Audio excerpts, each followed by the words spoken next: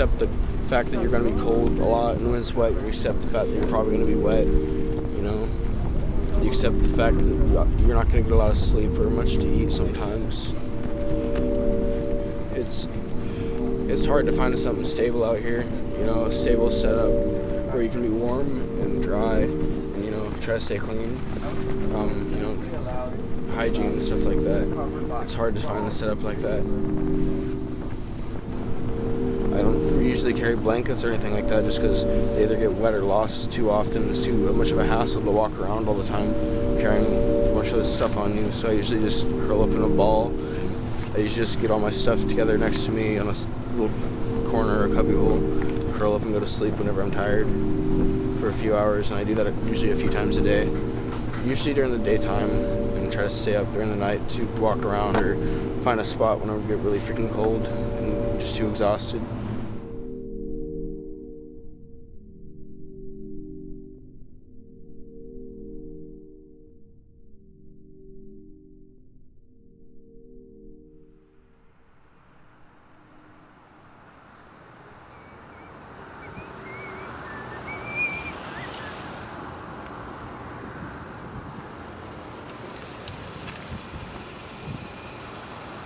Eggy Hop stands for the Emma Goldman Youth and Homeless Outreach Project. It's been happening since the late 90s, serving downtown Olympia's finest and finest dressed every night of the year, rain or shine.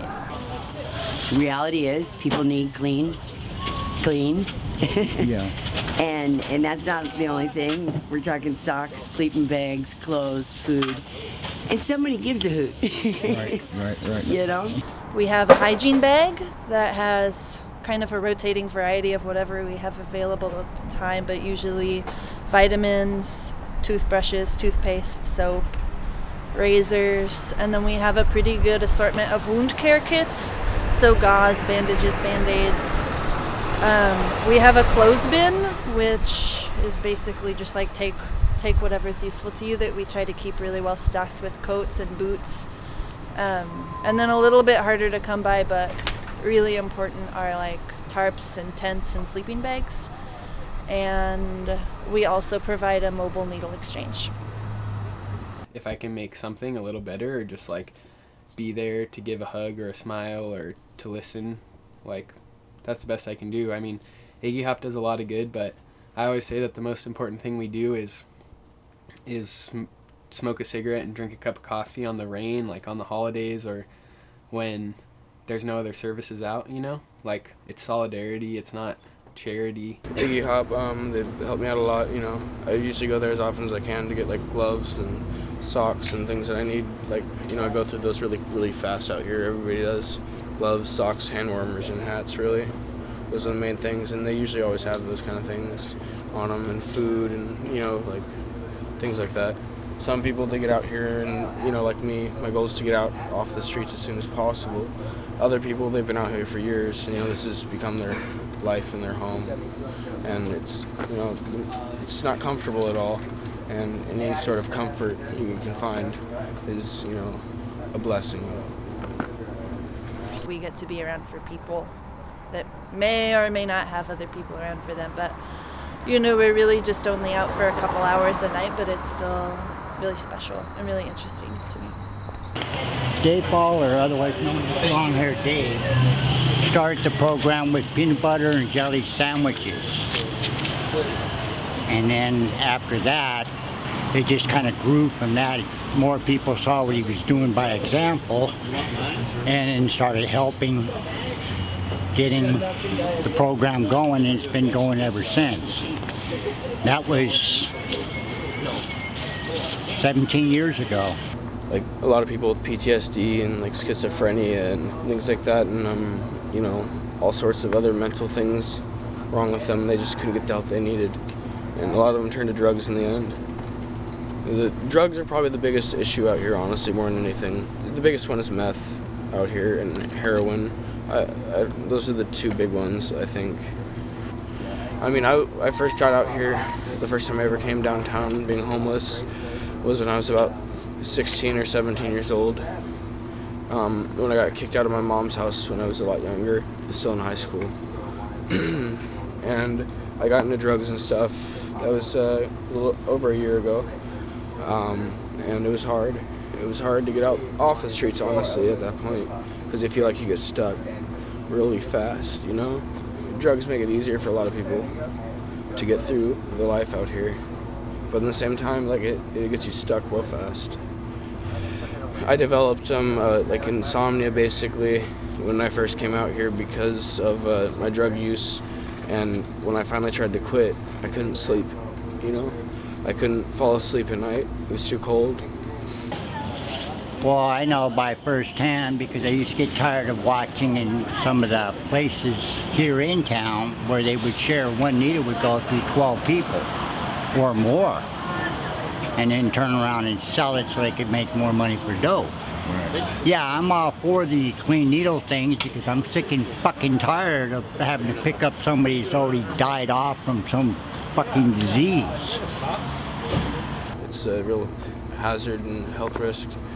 Of course, you know, people accidentally poke themselves all the time, you know, digging a garbage can or, you know, walking down an alleyway and don't see it or trip on it or something like that, sit down, you know, things like that of that nature. And it's cool that they have a program that they can, you know, give out sharp boxes and cleans and stuff like that and, you know, have them exchange.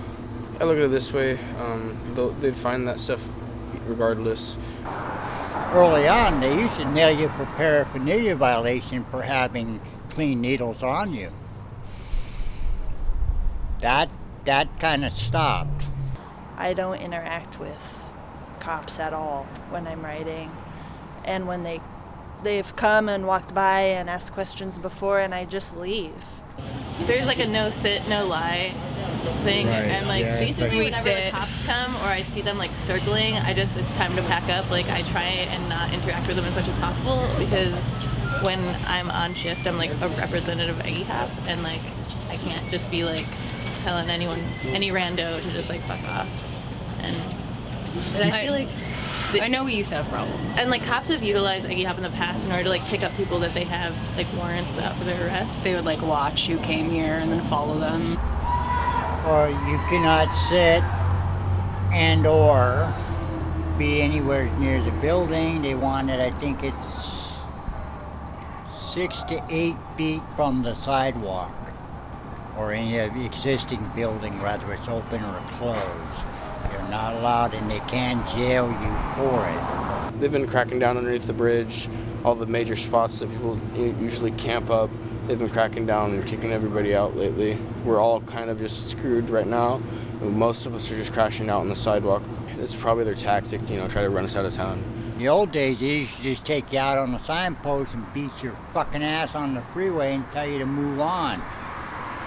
Because pretty much everywhere out here, you know, you're trespassing, so you gotta, you know, the fact that basically living out here is illegal, but at the same time, you don't really have any other options, you know. To me, there's a lot of things that could be done, but nobody wants to see losers. When you're homeless, that's considered you've lost, you've failed. Nobody, you know, everybody wants to win, but there has to be, you know, people that lose in whatever game you play, no matter even if it's in life or whatever. A lot of people are looked at as failures because they're homeless or houseless, or there's a lot of reasons that are why people are homeless and why they're down and out.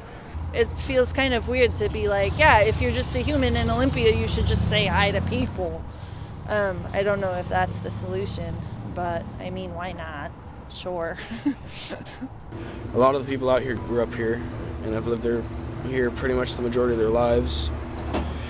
So, you know, downtown Olympia is honestly like our home in a way, like, and you know, we've got our own little like community here. This is like our friends and our family, right? And when your friends and family are like having a struggle, you like do the little bit you can to make life a little better, a little healthier, a little easier.